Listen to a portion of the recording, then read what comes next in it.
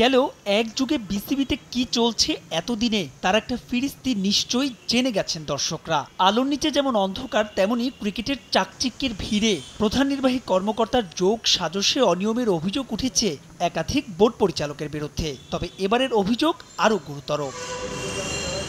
৫ August যেদিন ছাত্র জনতার তীব্র প্রতিরোধের মুখে দেশ ছেড়ে পালান শেখ হাসিনা, সেই রাতে বোর্ড থেকে গুরুত্বপূর্ণ নথি গায়েবের অভিযোগ উঠেছে। এ সংক্রান্ত একাধিক সিসিটিভির ফুটেজ এসেছে সময় সংবাদের হাতে।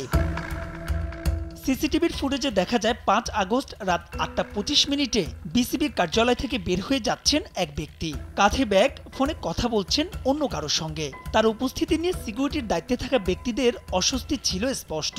আরেক সিসিটিভি ফুটেজে দেখা যায় তিনি যখন বের হয়ে যাচ্ছেন তার সঙ্গে ছিলেন আরও ২ জন। বাস্তবতা মেনে সেই রাতে বিসিবি কার্যালয়ের লাইটগুলো ছিল বন্ধ। তখন মোবাইলের আলো জ্বেলে ৯টা ১৭ মিনিটে বের হয়ে যান আরও ২ জন। তাদের সঙ্গেও ছিল ব্যাগ। তারাও যখন বের হয়ে গেছেন, সঙ্গ দিয়েছেন একাধিক ব্যক্তি।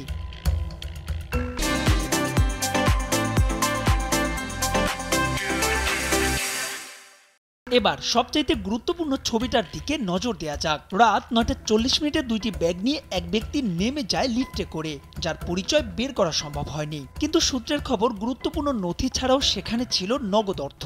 আমার ব্যাপারে আসলে এই ব্যাপারটা অর্থ ও নথি গায়েবের বিষয়টি জানতে চাওয়া হয় বিসিবির প্রধান নির্বাহী কর্মকর্তার কাছে। যথারীতি সহজ রাস্তায় বেছে নেয়া, সব করেছেন অস্বীকার। এই বিষয়টা আমি আপনাদের মিডিয়াতেই দেখেছি, বাট এই বিষয়টা নিয়ে আসলে কথা বলার এখনো সুযোগ হয়নি। আমরা কথা বলবো। গেল এক যুগে নিজেদের নানা অনিয়ম ঢাকতে মরিয়ে বিসিবির বর্তমান পরিচালনা পর্ষদ।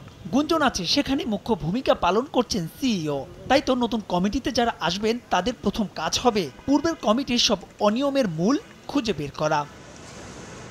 মাহবুব রিমন, সময় সংবাদ, ঢাকা।